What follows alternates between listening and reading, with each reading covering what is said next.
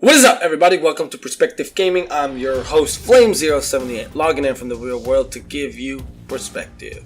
It's that time of year again. Let's break down all the conferences from E3. Let's review the games, the announcements, and the news from the Microsoft press conference. This video is strictly about the presentation and a brief opinion on certain games or news. If need be, and if y'all like deep dives on anything, those will come in their own discussion videos. So without further ado, let's get to it. Today, we've curated a bold showcase of their best work, and ours. 50 games. 18 titles with exclusivity, and 15 world premieres. Holy crap, now that is what I call a presentation.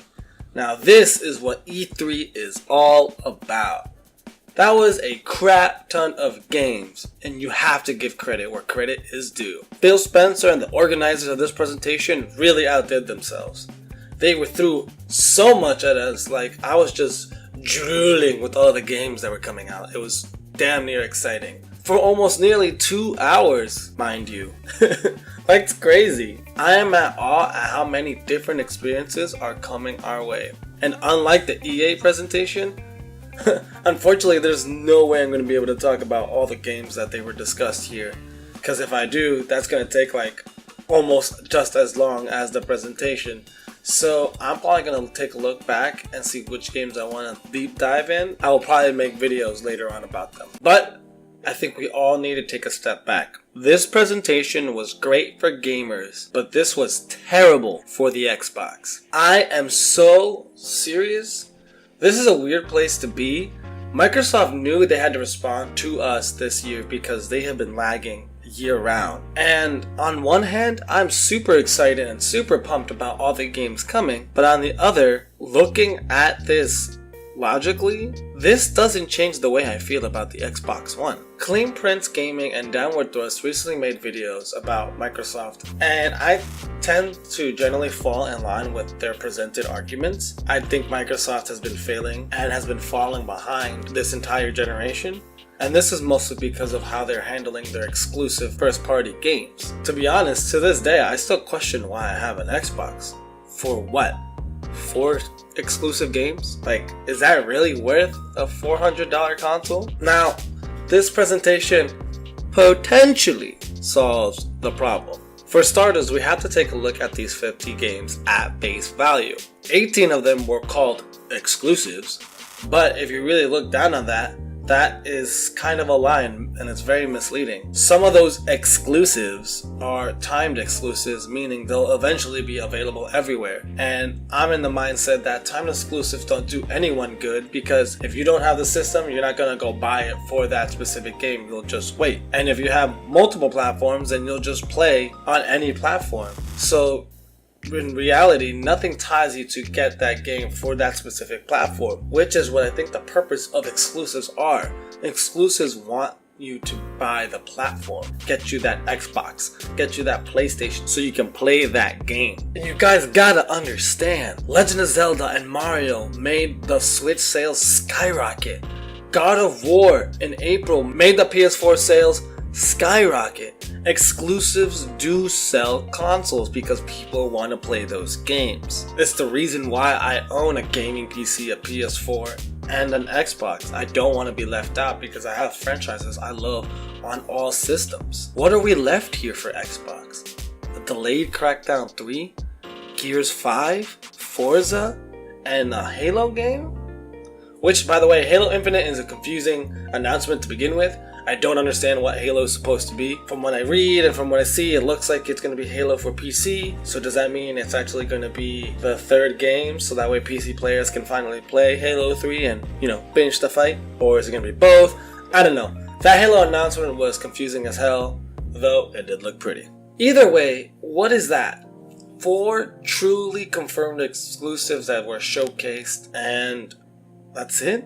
None of them are coming out this year. These exclusives have a branded, stern reputation with them that do carry the platform. We all know Gears for Xbox, we all know Halo is for Xbox. But any other exclusives that might come out, they don't have that same assurance because they don't have that loyal fan base. So what Xbox needs are good, successful exclusives, not flops. That being said though, here is what we must take note of. Microsoft and Xbox are taking risks. They understand that what I said previously is a problem. And what's pretty cool from this presentation was how they're trying to solve it in the terms of getting 5 new game studios under the Xbox name.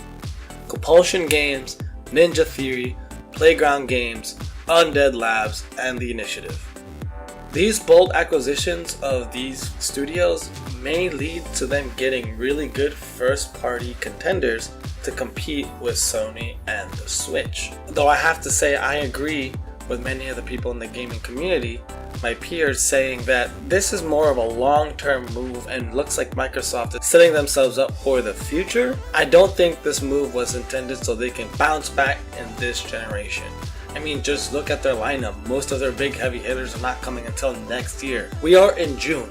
There are 6 months left in this year and not a single good exclusive is coming out. But this could mean they will come back very slowly, and their comeback should be watched and noted. Taking that aside, they are slowing down on their gamble with making their services as good as possible. I mean, they made an announcement with their GamePass by adding something called FastStart, which allows games to be played faster. Essentially what this is they're going to use machine learning to figure out when you're downloading a game, which parts of the game to download first so you can start getting to the game faster. This is kind of already done manually with the developers, which tell the downloader which parts of the games to download first so that way they can start playing the game. This is very useful for single player experiences that have multiplayer. They'll probably download the single player files first so that way you can jump in right, start playing the game, and then once everything's ready, then they'll get the rest of the game. This actually rolls out in June, which is kind of cool, so I have Game Pass, so we'll see how this works. But speaking of Game Pass, over the last couple of weeks since I've been using the service and really thinking about what Microsoft is doing, I was going to make a video similar to what CleanPrince and DownwardThrust were going to do, but I held back because I'm trying to disprove a hypothesis that I have about what Microsoft is actually doing, but I think I finally discovered the truth about Game Pass. But I'm not going to get into that here, so that's going to be a video coming up. So stay tuned for that. I am very suspicious of both of you. Overall, I have to say that I was impressed. Microsoft stepped it up and made strides to do something better, to make sure they let their fans know that they know that Xbox is a gaming console and this needs to have games. It was sure a hell of a lot better than what EA did. I'm excited for the games that I'm talked about. I don't know if I'll end up playing them on the Xbox. Obviously, I'm talking about the non-exclusives. But overall, Xbox fans have a choice. This conference was great for gamers, but it does not do any justice for the Xbox. The landscape of this console is still going to look pretty barren for a really long time. And until anything starts happening in this barren wasteland, nothing's going to change for this console. I think we all have something to look forward to. So as far as E3 goes, hats off to you, Microsoft. Well done. Today, we've curated a bold showcase of their best work and ours. 50 games. And that pretty much is it. Thank you so much for watching this video and listening to my recap of Microsoft's 2018 E3 conference. Now it is time I turn it over to you. What do you think about all of this? Are you super excited for all these games? Which ones are you most interested in playing? Do you also feel the same way that this presentation did nothing for the actual Xbox console? Leave all this and more in the comment section down below and let's get perspective.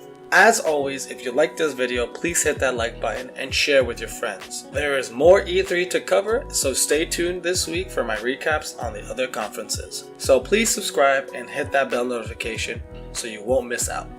If there's anything you want me to deep dive on in a discussion video, please follow me on Twitter. My handle will be down below, and shoot me a tweet about what you would like to see me get into. Twitter is the best way you can find out what I'm working on and when my videos are coming out. This is Perspective Gaming. I'm your host, Flame078, logging off for now, and until next time. Adios.